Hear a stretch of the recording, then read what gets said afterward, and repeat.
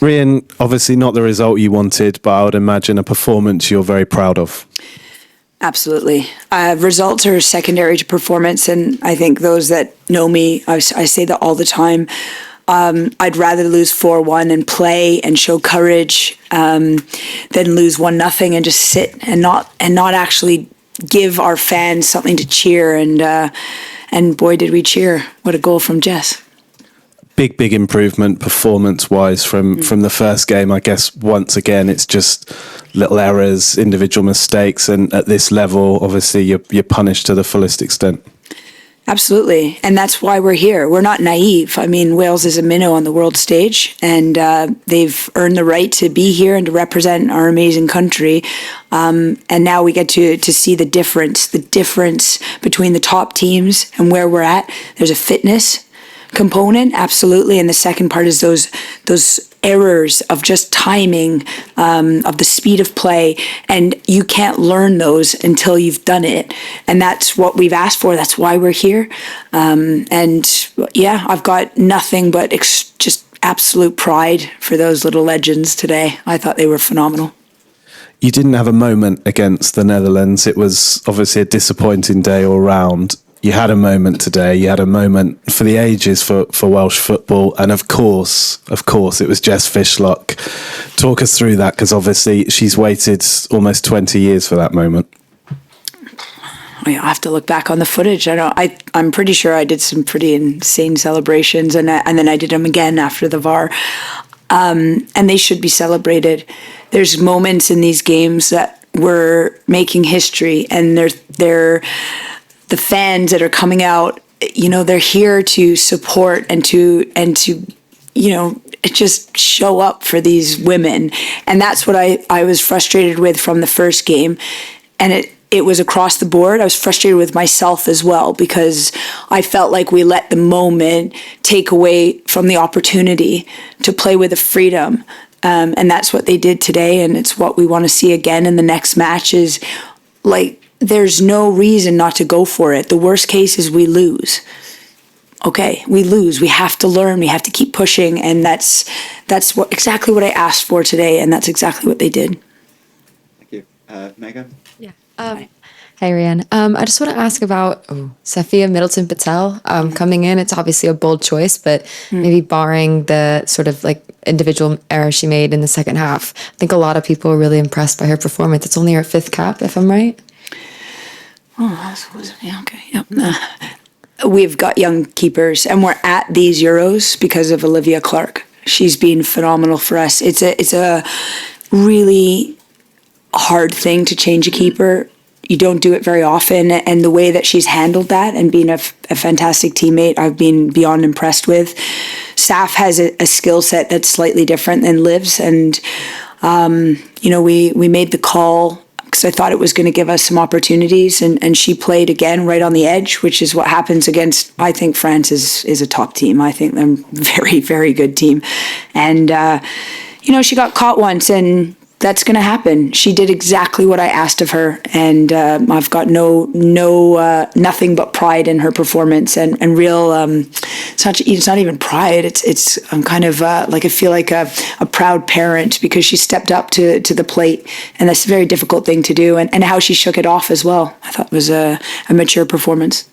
Just ask about Hayley Ladd real quick, because I know she didn't come on, but is she okay, or is that tactics as well? Or yeah, she's been a little bit ill, but she's doing well, and she was ready to play. Just making sure we're taking care of our team as well. But she was ready to come on.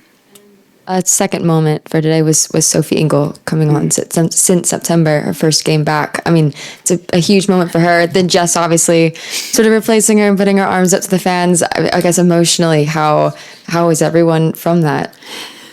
I mean, Soph's worked so hard to be back. She's at the beginning, my first camp, I think I've talked at length. She came up to me and said, "I want to give up the armband." And I said, "This doesn't look good for me that I show up and I take the armband for you."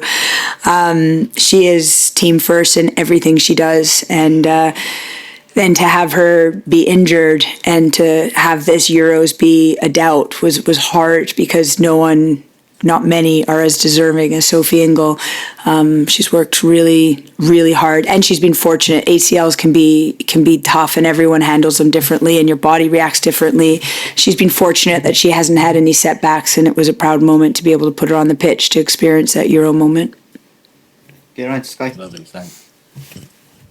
Hey, Rhian, have you ever in your career had 2 defeats like this, yet you're speaking like this with pride and a smile on your face? And did you ever think you would be in this position? I did. I hope that I stay the same in that performances are what I'm looking for. And I've coached lots of different types of teams, whether it's club or country, and the team you get is what you have to work with. And this incredible group continue to surprise me, but also to inspire me. They shock me all the time with some of their team first attitudes, how they went towards turning around a performance. The last performance that was, they knew not to their standard, and that's not the loss. It was the sort of insular type of performance where they were frightened to make mistakes. And I will continue in whatever I do to believe in a team that is courageous enough to make the errors. That's what football's about. And this team, that's what they showed tonight. And we have to celebrate that Euro goal. We have to celebrate the courage of some of our young players stepping into the world stage and learning the lessons that will only go on to push them to new standards. I know you won't tell us everything, but can you give us a sense of what's been said in the dressing room tonight when everyone got back in there and everyone was together? I know it's a sacred place, but can you give us some idea of what it was like in there? Well, it's that sacred that I haven't actually been back in the locker room yet. I'm sure we'll hear their music. They should be rightly very proud of that performance. And I would like to make a special mention. There's women who haven't seen the field yet. And this is a team of 26. We have 3 training players who don't even get to dress and don't even get to sit on the bench and don't even get to go in the locker room. There's a group of 26 here who are having to handle the disappointment of not dressing or not playing and still be a top teammate. And that is the kind of behaviors that I'm always inspired by. They have each other's backs, and I think a special mention to Olivia Clark again, who there is no exaggeration when I say we are here at this Euros because of her performances for Wales. And I made a tough call to try a different type of keeper in that game. How lucky am I to have 2? And I have a third as well who's ready to step in if needed. Last one from me. Listen, I know you have plans in place. You have to prepare. You've got another game against England.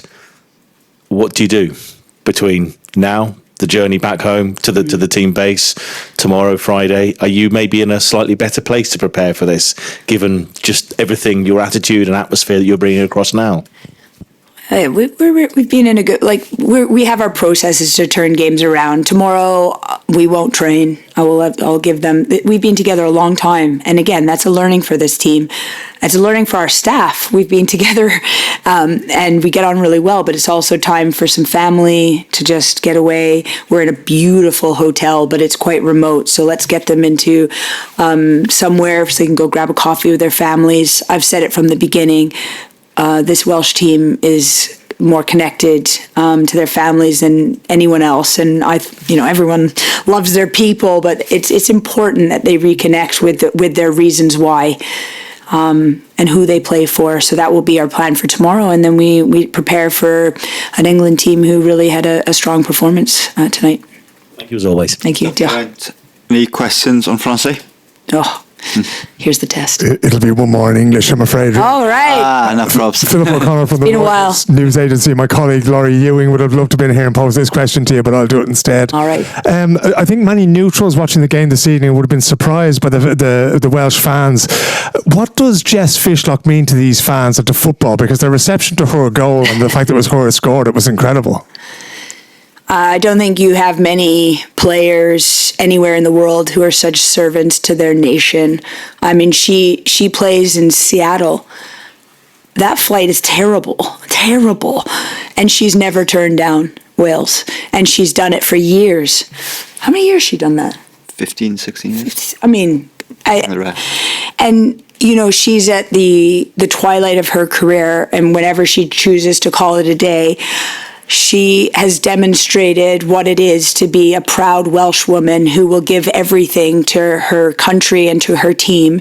And there haven't been so many highlights. There's been great games. There's been fantastic performances, but they haven't quite made it to the world stage, and she's on it, and she's on the field, and she scores that goal, and everyone knows like that is one of those moments that we should celebrate. We should celebrate it properly because they just don't come around, these firsts, very often. So to qualify, to be here, to learn these lessons, to stick together, and to have not just the goal but some beautiful passages of play where we really, I think, at times we pinned France back. Like these are big moments, and we can't look past them. What's she like in the group? Is she a leader? Are the other girls in awe of her, or do they go to her for advice? What kind of person is she in the locker room? I think you guys need to know that I'm not in the locker room very much. I'm not on the team. I'm in the coach's room. I think around the team, I'm very fortunate. I have a Kaylee Barton. I have a Sophie Ingle. I have a Jess Fishlock. I have a Laura O'Sullivan who's in the crowd today. I have, I'm going to forget, we have this senior group who they are the front line. I mean, I was just saying that the stat about this incredible Dutch player with 250 odd caps, which is more appearances than Wales have played international games. Her career spans the whole of Welsh history on the women's side. And we are minnows. We are at the very cusp of what we're going to be doing in Wales with women's football. And Jess is leading that charge with the group of women. And I am completely in awe of this moment and this group. And I want to thank the fans because I know that they're here showing up and they're at home watching to celebrate. They recognize this. And we're not naive to the huge mountain ahead of us in each game that we play. But also we have a responsibility to just give it everything we have, and Jess leads the way with that.